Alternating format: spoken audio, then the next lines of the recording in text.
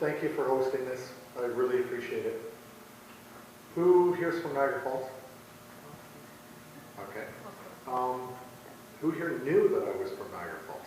I actually grew up around the corner. I used to hang out at Prince Charles Park, went to Exeter, went to PM, went to Simcoe Street School, and I graduated from Stanford. And yet, nobody knows I'm from Niagara Falls.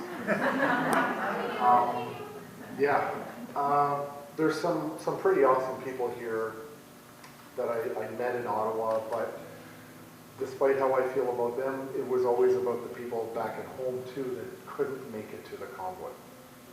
And I often think about them, all the families that were, keeping the family businesses going, looking after the kids, grandparents that were babysitting kids because both parents were gone, keeping the home fires lit. And that's something, to be conscious of for a person like me because of my time in the military.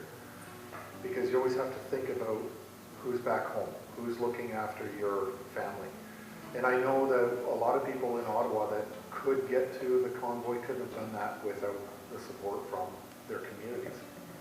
I didn't do the convoy across Canada to get there. I do know that Niagara was extremely well represented.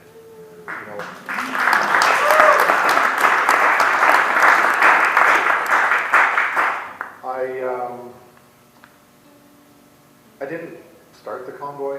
I didn't plan the convoy. I had nothing to do with the convoy other than I gave $100 to GoFundMe. And I was stupid enough to give $115 because I gave the tip, not knowing any better. Even though a few weeks later they shut us all down and it was a fight just to get the money back. I got called because a guy named James Botter from Canada Unity was there. The convoy had been there for 2 days. Sunday morning I got a call from a friend of mine who knew James Botter. And my friend knew that I was retired from the military and thought maybe I could help James out. So James called me. We had a very quick call. How many have read the book? What, the Bible? Not the good book. Not the good book. Oh, This the book. other book. This book. Okay. Not yet. I thought the expectation was that, sure, I'll take this call. James got on the phone with my friend, and James, his wife got on the phone, Sandy. And in about 15 minutes, James said, look, how far are you from Ottawa? Because I was in Kingston at the time. He said, can you just come here for a few days? So I was, yeah, okay, sure. Packed the bag. 22 days later, I'm still there. But quite literally, I got there, and I wasn't dressed like a trucker. I was dressed like a fired college teacher. I walk in, it's a room full of truckers and 2 Ottawa police officers, both sergeants on the police liaison team. And there was a big shouting match between the truckers and these 2 PLOs. And it was really, really weird because James Botter had introduced me as basically the equivalent of, Allied Supreme Commander, Western Forces Europe. And I'm like, I'm just going to run with it. And I'm not going to say anything. And, the meeting concluded, and one of the guys, this great guy, Rick Sproul, before everyone left, he went, wait, I want to hear what that guy has to say. And I was like, I have nothing to say because I don't even know where I'm sleeping tonight. And so I said, I'll walk around and I'll come back at you with something I hope to be very intelligent later. And that night was when things really, I understood that night why I got the call and what the help was that they were looking for. It wasn't obvious to me as I was driving to Ottawa. The joke is I was going to go there and just hand out soup, right? And just get out there, do whatever I could, help out. But in all honesty, I thought what I would be able to do is just create a sustainment plan, do a bunch of spreadsheets, figure out where everyone is, and then find somebody a lot smarter than me and hand it off and go home. That's what I thought was going to happen. And as soon as I got there, I realized there was a lot of work to do, but I couldn't do it alone. And at first, I was looking for certain types of personalities that could help me out. And what was great about the Convoy is that it really did attract a lot of former military and a lot of former police. And they had a very, very similar training background that I had in the military, and a very similar mentality. And it's not that I wanted to militarize the Convoy at all. That's not what I wanted. I just wanted people to very quickly understand my thinking and the way I wanted to do certain things that I wanted to do. And I think almost immediately is when I met Vince. I had been searching around for somebody that had some certain specific skills that I was looking for. Not to sound like Liam Neeson or anything like that, okay? And I met Eddie. I think I met Eddie through Vince. Eddie, I think you went home, and then you said, okay, I'll be back in another day or two. Eddie went to New Brunswick, and then was, I think, back in under a week. But I noticed 2 days, yeah. So we started to gather a lot of veterans and a lot of former police, and in some cases a mix of both, like people that were reservists but with policing backgrounds.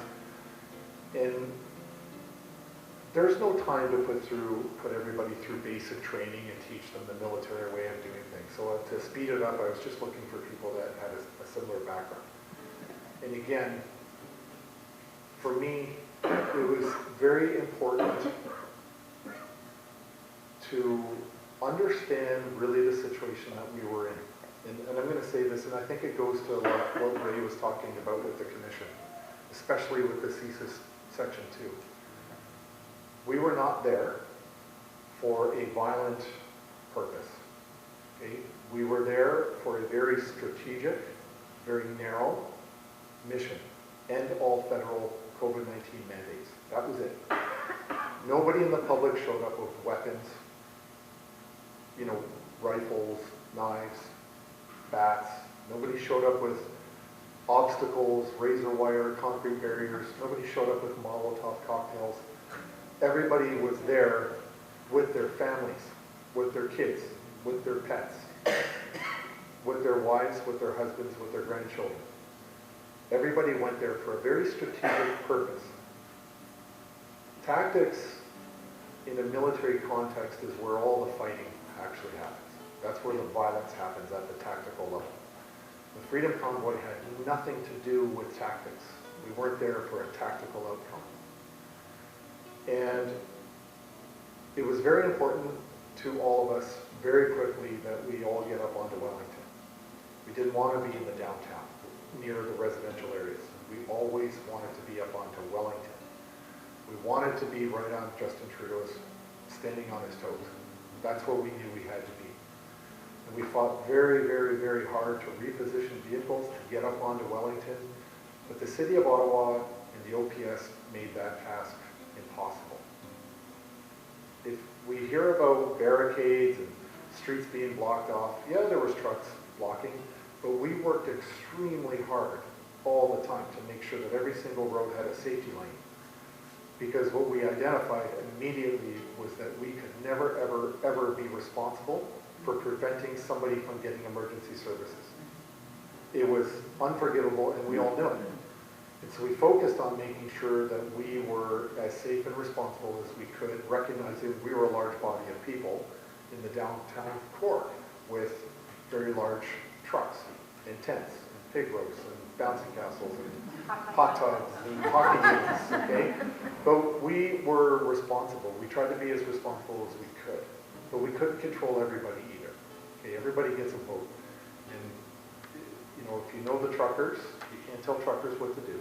You just got to give them advice and let them pick their own path. That's what they like to do. And the moment you tell them what to do, it's a different story, right? So I think what we try to do really, really hard is to build that rapport, build that relationship with the Ottawa Police. And I think it's really, really telling that the highest ranking person that I ever spoke to my entire time at the Convoy was a police sergeant.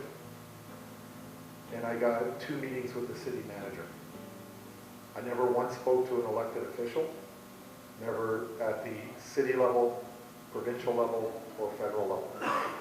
Not one politician came, because they knew who we were. They knew who the key players were, because CTV told them. And I'll give you 290 million reasons why. Yeah, because I'm being sued. All of us, I think. You're on it. You're on it. Are you on the 290? Yeah. So there's you're not. Wow. You might want to turn this off. Yeah. Yeah. So there's a class action lawsuit against a small handful of us for $290 million, led by a lawyer, Paul Champ, and the star witness is Zexi Lee, who works for CRA, if you can believe that. Anyway, so, we were trying really, really hard to get meetings, to be responsible, talk, there was some letter, an exchange between the mayor of Ottawa and Tamara, all sanctioned by the board of directors for Freedom Corps. Unfortunately, that whole endeavor was hijacked by a member of the board. I won't say his name, but this is where things really derailed. But at the end of the day, it doesn't matter anything that we did. It doesn't matter what one single participant of the Freedom Convoy did. As Ray said, they were already staff checking the Emergencies Act before the convoy even arrived. And I spent 7.5 weeks in Ottawa during the commission, sitting in the audience every day. I testified, and I listened day after day after day of people getting up there and saying things were just completely untrue, day after day. And this one thing sticks out in my mind. There was a note that was in the PMO's office, shared inside the PMO's office, that said, don't put too much, this is on the 27th, before the convoy even arrived. I think they were still up in the Thunder Bay area. It said, don't put too much pressures on yet. You don't want to push out the crazies. So they were trying to build up this narrative, trying to antagonize the public into thinking that, oh my God, this is, the hordes are going to be here in Ottawa any moment, and we want to make sure that we don't scare any of someone who might be deemed as radical, right? They wanted us to arrive. I mean, you guys must remember on the overpasses, there's 100 people on the overpass, and the CBC guy is pointing his camera over here and saying nobody showed up for this, right? So you saw the relationship that the PMO and the media had already been starting and building together. They were building that whole narrative. I was there. This is kind of a good story, actually. I was there. I think Vince was there. I know Eddie was there. I was there with Eddie, Tom Quiggin, Chris Barber, a bunch of the veterans. We were at the National War Memorial. There was a fence around the tomb of the unknown soldier and around the memorial. And there was a young lady because there was a fence around it after this young lady was standing on the tomb of the unknown soldier. It's because the tomb was buried in snow. She had no idea what she was standing on. I question that a little bit. I think she was just careless. Snow or not, it's a big mound thing standing in front of the big statue. Somebody called her out. She was only on it for a few seconds. She got off it. She didn't fully understand what she had done. That was on the evening news, right? Putting a flag on Terry Fox somehow was desecration. So, I was at the memorial, and the veterans had had enough, and they took the fence down. And very quickly, very aggressively, about 15 police officers showed up in the crowd, very aggressively, because they thought the memorial was being vandalized. And to their credit, they had a conversation with Eddie and a couple of the other vets, and they realized it was the veterans taking it down because they wanted to clean it. And they said, are you going to take responsibility? Are you going to put a vigil on it? And they said, yes. And from that moment on, after the fence came down, there was a 24/7 vigil on the National War Memorial. And those police exited as quickly as they came in. But they thought the monument was being desecrated. So they were there to protect it the same as we were. When they realized it was veterans, they backed away. there was a relationship, there was a rapport with a lot of Ottawa police and the protesters. And when we fast forward from that moment to the 18th and 19th, it's interesting to note that it wasn't the Ottawa police that actually went in and attacked the public. It was other police departments from different jurisdictions because they had no relationship with any of us. Okay, and what's great in Eddie's testimony about what he saw in terms of violence, did you see any violence happen during the, I'll let Eddie tell the story, it's better, but I'm going to give it away, sorry Eddie. They said, did you see any violence during the convoy? And he said, yeah, absolutely. And they were like, oh, okay, right. It was when the police attacked, right? Which is true. During the commission, we heard that violent crime across the city of Ottawa during the entire 3 weeks of the convoy was down 90%. There was 5 arrests in total for acts of violence in the entire city during the time we were there. You know, this lie about us trying to set a building on fire, completely fabricated, had nothing to do with us. The news never retracted it. Stealing food from the homeless, it's BS. We were sending food to the homeless because we had too much, right? We had 2 incidences where there was an emergency because all the truck drivers around their trucks shoveled all the snow, cleaned it. We were actually putting garbage, we had a garbage collection point all together so to make it easy for the city to get in and collect the garbage.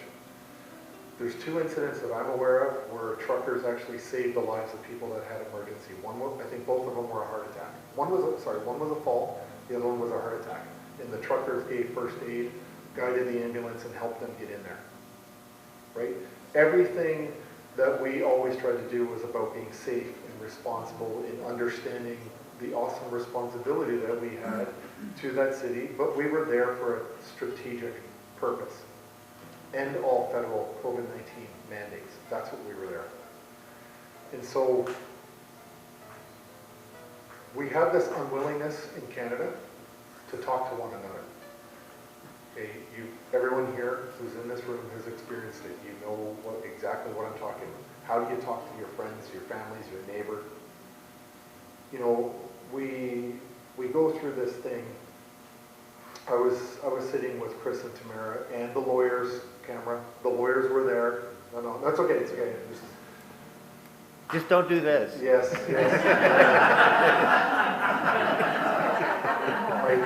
my T-Rex arm. We have this situation that happens. We go to an event like this, and you'll meet these people that were there. They participated in the convoy, or they supported it, and they'll come up and they present the most amazing version of themselves because they're there. They're happy to see you, happy to meet a fellow convoy participant, and then the switch just flips. And then in that moment, they're telling you the worst thing that happened in their life. And so it's very like, in the conversation, it's very high and unbelievably low. And it gets very heavy, you know, the air changes.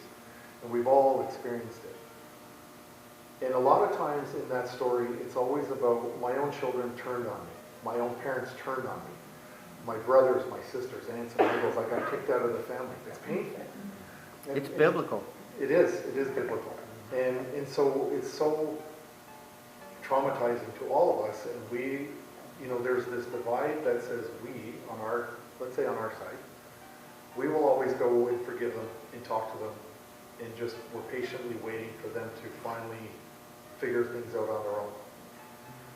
But there's this other side that will never talk to us. They don't care, they don't want to hear it. I don't even think it's because they don't want to hear that they were wrong. I don't even know if that factors. But at the end of the day, it's how do you approach this conversation with people? And I don't try to make it where every issue of COVID is a nail requiring a hammer. It is all about asking very simple questions to them and waiting for the response. And just very gently saying simple things like, what do you think, what does informed consent mean to you? Little simple things where you get them to let them answer the questions. You're kind of, I'm not saying you're their counselor, but you're guiding them into their own conclusion. What does coercion mean to you? What does the Charter of Rights mean to you? Do you know what the Charter of Rights are actually for? Because most people don't understand the only reason the Charter of Rights and Freedoms in this country even exists, and don't say to protect Trudeau, because that's probably true too, but the only reason the Charter of Rights exists is to protect you, the citizen, from your government. It's the only reason, it's its only purpose. But they gave them a couple of really clever outs, but that's another story. But at the end of the day, when you're talking to people, when they're finally going to be ready, do it gently. Ask them questions that make them reflect and give you the answer. And then say, if you're not ready to look at it, you're not ready to answer it, we can talk about it another time. But for now, I wouldn't even try to convince people. The one question that never really gets asked by people who hate the Convoy. This is the question that never gets asked. What motivated ordinary, average Canadians from north, south, east, west, all across this country to descend on Ottawa from every single profession? It wasn't just truck drivers. It is all true. There was doctors there, lawyers, retired police, retired army, business owners, dentists, electricians, carpenters, millwrights. There was everybody there. All races, all religions, all creeds, everybody was there. What motivated all those people to come together and to be unified in one location? Is it possible that all those people are just crazy? Or were they all motivated by one common cause? What they believed to be the Canada that they grew up in. And the last thing I'm going to say, I've gone on too long and there's better speakers here than me. Oh, what freedoms do we lose? I love that. I could have wrote a chapter on that. I really could. Wait. Yeah, volume 2. They weren't susceptible to the brainwashing. Oh, I know. Well, I think there's a great meme about the Amish. Why did the Amish fall for it? Because they don't watch TV. And they don't have autism. Yeah, and they don't have. So. Yeah. What I struggle with personally throughout this whole entire 4.5-year ordeal is, why do I see what's going on versus my neighbor who refuses to or can't? Why are my morals, ethics, and values so drastically different than the people around me? Why is everybody so willing to give up on the principles of this country that it was founded on so easily? Throw it out because the anchor man told you that there was a really bad cold out there that could kill you. This cold was so intelligent that you had to wear a mask across the restaurant, but when you sat down, it knew, and it'll leave you alone. It's that good. It's that smart. And I have to look at myself. I mean, I'd be lying if I didn't say, am I the crazy one? Am I the soldier marching out of step, yelling at the rest of a platoon, going, guys, get in step? Or, how is it that I see it so drastically different? And I'm really disappointed, truthfully, in this behavior of Canadians attacking Americans because of the tariffs, booing the American national anthem.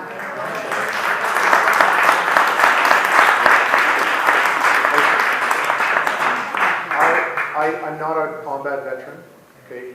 Eddie went to Afghanistan. I'm not a combat veteran. I never had to go and do that business. Vince was a cop 34 years? 32. 32, right? Vince, as far as I'm concerned, police are veterans that live inside their operation zones with their families. And, a lot of people, when the booing started, a lot of the veterans were angry because they were saying, when I was wounded in Afghanistan, it was an American Black Hawk medic that came and picked me up and flew me to the hospital. When I was in combat, I was admitted with an American unit and we fought. Look at, Normandy. look at World War II, like the shared history that we have with the Americans, and then to see them disgrace their anthem or their flag is reprehensible. And I think, how can I be from a country that now finds that acceptable? Right? I don't understand the disconnect there. You know, what do we talk about, cognitive dissonance? It's more than just a hockey game. It's literally meant to be an insult that is so deeply personally wounding to Americans, and I don't understand how my fellow Canadians think that that's justified because of tariffs. Okay, and so I have to look at my own morals, my own ethics, my own values, and I have to use discernment to see, am I on the right side of this?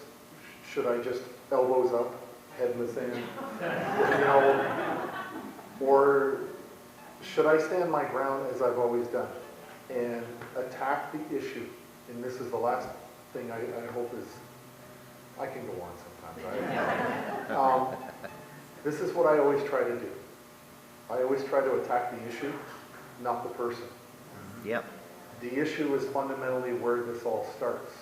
It's up to us on how we react to it, and I'm not going to let somebody's bad behavior dictate my good behavior. I stick to what I think is true. So I attack the issue and I leave the person alone. And I hope that at some point they come around.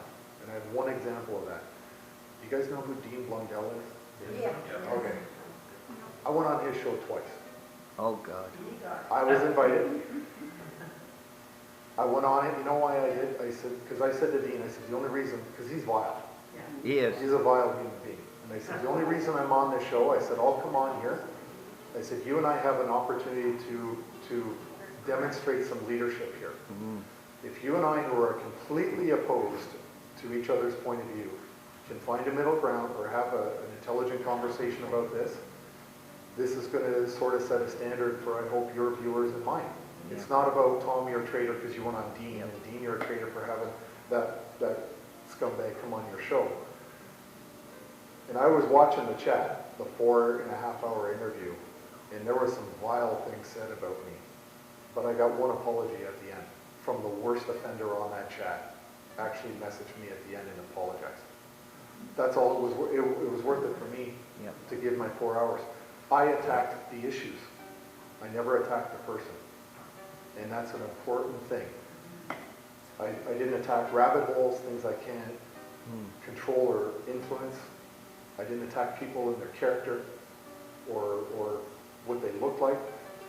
I attacked the issue. Hate the sin, not the sinner. Yes. Or what's the other? Don't hate the player, hate the game. I do my best on social media. If you're an anonymous account, if I don't see your face and your name, I do my best not to engage. Because if I'm putting my reputation out on the open for everyone to see, then you better too. And if you're unwilling to do it, then I'm not engaging with you. And I'm not going to talk about stupid things. And I do try to get them to clarify. So what do you mean? Be specific. Be very precise in the question you're asking, because I don't understand. Attack the issue. Don't attack the person. Anyway, with that, I've really blah, blah, blah for way too long. And you want to hear Vince and Eddie, trust me, you don't. I'm done.